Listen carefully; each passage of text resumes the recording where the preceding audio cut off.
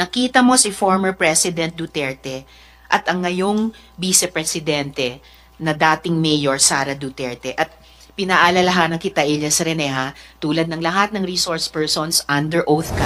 Pumupunta din po doon si former President Rodrigo Duterte at former Mayor, Davao Mayor Sara Duterte. At pag umaalis na po sila doon sa Glory Mountain, dala na po nila yung mga bag, na siya pong bag na nilalagyan po ng mga baril. Nailabas na ang sabpina laban kay Pastor Apollo C. Quiboloy. Noong 2020 po, nagpaalam po ako na umuwi sa amin dahil hindi ko na po kaya yung pananakit ni Quiboloy. Inassign naman po ako pero hindi po ako pinayagan. Inassign naman po ako sa personal assistant ni June Andrade na isang sa mga mataas na opisyal ng Kingdom. Dito po ako nakaranas ng mga sexual abuse. Pinipilit niya ako na pinipilit niya po ako i-blowjob at i-masturbate siya. May basbas naman daw ito kay Quiboloy. Tinumong ko ito sa Executive Secretary ng Kingdom at CEO ng McDonald's KJC na si Eleanor Cardona.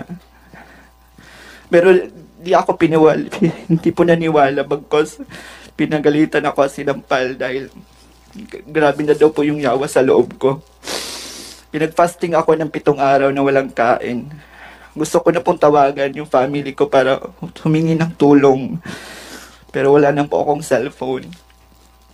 Kalagitnaan po ng 2020, ako po ay na-assign sa SME9 News sa Makati bilang pong researcher. 8 a.m. to 4 p.m. po yung duty ko sa newsroom. At 6 p.m. to 11 p.m. naman po ako namamalimos. Si Tina San Pedro po, na boss namin sa SMNI. Ay siya din nagsasabi sa amin na kailangan namin ma-hit yung aming mga goals.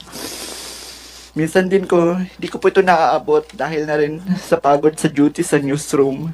Kaya sinasampal po ako at hinahampas ng libro ni Tina San Pedro. 2021 po ako umalis ng tuloy ng Kingdom. Buong loob ko at kahit natatakot ako, sabi ko hindi na ako magpapapigil pa. Nung unang araw yun nila ako payagan, pero kalaunay pumayag sila matapos ko sabihin na kakasuhan ko si Tina San Pedro. Pero bago po ako umalis ng SMNI, kinausap po ako ng SMNI CEO Marlon Rosete na wag daw ako magsasalita tungkol sa Kingdom, anong mga nalalaman ko, especially sa mga nakita ko sa Glory Mountain. Kung hindi, ipapakulong daw ako at mawawala ako dito sa mundo. Nanahimik po ako ng ilang taon. Bit-bit po ang trauma, ang aking mga pinagdaanan. Lalo na po ako ay member ng LGBTQ community. Maraming salamat po.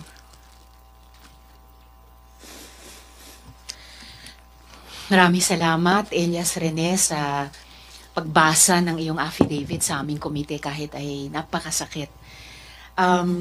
Bago ako magtanong ng mga follow-up questions sa inyo, nais ko pong i-acknowledge ang presensya ni Senador Robin Hood Padilla.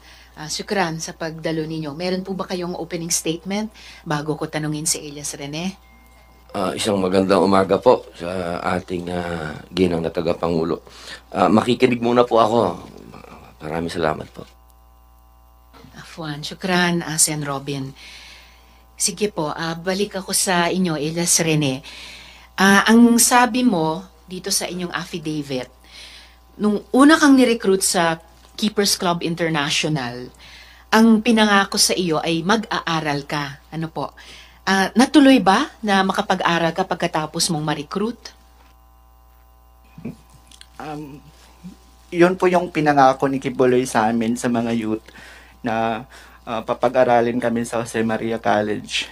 Pero sinasabi niya sa amin is kailangan lang namin ma-hit yung mga goal na binibigyan niya sa amin every day at every month na 1.5 million. Sabi na is next year mag-aaral na kami pero hindi naman natuloy.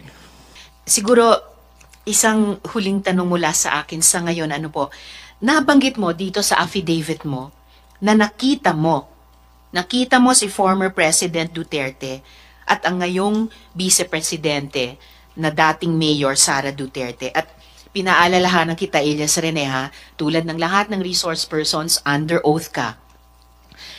Makukumpirma mo ba ito na nakita mo sina dating Presidente Duterte at kasalukuyang VP, dating Mayor Sara Duterte, dun sa Glory Mountain? Before that, Madam Chair, gusto ko lang i-correct yung Sons of David Orchestra po, not Philharmonic Orchestra. Okay, so ibang pangalang orchestra, hindi Philharmonic. Opo, Okay. Madam Chair. Well noted. Ngayon, yung kino-confirm mo ba na nakita mo sa Glory Mountain si dating Presidente at si dating Mayor na kasalukuyang Vice Presidente? Yes po, Madam Chair. Nakikita ko po sila sa Glory Mountain. At paano mo naman, isang particular na binanggit mo, paano mo nalaman na baril ang pinapasok sa mga bag? Nakita mo yung mga bag, paano mo alam na baril ang nasa loob ng mga bag?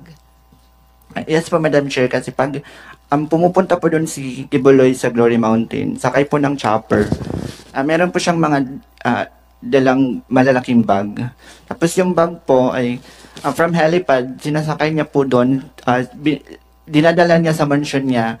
Tapos after nilalatag po sa ground, sa may tent po na near mansion niya. Tapos doon po nilalatag yung mga iba't ibang uri ng baril. So teka, ang nilalatag ay bag pero inilalabas ang laman ng bag? Nilalatag, baril po yung ang kinukuha from the bag, tapos ito po ay nilalatag sa ground. Okay, so hindi lang bag ang nilalatag. After ilatag yung bag sa ground, dun sa tent, nakita mo na inilabas yung laman at nakita mo na ang laman ay baril na iba't ibang klase? Yes po, Madam Chair. Okay, so kino-confirm mo yan sa komite na nakita mo ng sarili mong mata na inilabas ang laman ng mga bag at ang lamang ito ay mga baril na iba't ibang klase. Yes po, Madam Chair. Okay, maraming salamat, Elias Rene. Baka may mga tanong pa yung kami ng mga komite mamaya po. Ito pa pala, follow up lang, Elias Rene, para lalong mapatotohanan, ma-confirm ang mga sinabi mo sa amin so far. Paano mo nakita? Paano mo nakita na baril ang inilabas sa bag? Di ba landscaper ka? Hindi ba kayo bawal lumapit dun sa tent? Yes po, Madam Chair. Mansion ni Kibuloy, dito lang po kami sa gilid, nagla-landscape. Tapos, sinasabihan po kami, kapag pumupunta na si Kibuloy, ina-advisean po kami na bawal po namin sabihin yung mga nakita namin sa mga kasama namin doon sa Glory Mountain. Ganong kalapit o kalayo dun sa tent na pinaglatagan ng bag, yung tent na pinaglabasan ng mga baril, gaano kalapit o kalayo sa mansyon kung saan ka nagla-landscape, yung tent na yan? Malapit po, Madam Chair. Masasabi mo ba kung ilang metro ang layo o ang lapit ng mansyon kung saan ka landscaper dun sa tent? Like from here, then dun sa may pinto po. Okay. So, ganyang ilang metro Yeah, lamang ganyan po kalapit, Madam Chair. mula sa upuan mo hanggang sa pintong iyan ng ating hearing room. Yes po, Madam Chair. Okay. So, kaya mo sinasabi sa amin na nakita mo talaga na baril ang inilabas sa mga bag na inilatag dun sa tent. Yes po, Madam Chair. Okay. Salamat, Elias Rene. Bilang maikling pangwakas at pagsuspinde sa hearing natin, uulitin ko po na ilabas na ang sabpina laban kay Pastor Apollo C. Kibuloy, ang leader ng Kingdom of Jesus Christ. Pagkatapos ng hearing na ito, maglalabas din po ako ng imbitasyon sa mga nabanggit pa ng ating mga victim survivor na nanakit sa kanila.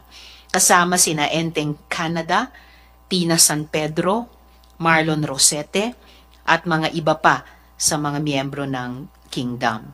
So, at sa mga miyembro po, wag na po kayo vlog ng vlog na one-sided ang hearing kung di naman humaharap ang panig ninyo, umiiwas sa pagharap. We expect you, especially Kibuloy, to respect this subpoena and finally show up to our Senate investigation. Huwag niyo pong ismuli ng Senado dahil hindi po kami titigil hanggat makamit ng mga biktima ang katarungan at kapayapaan.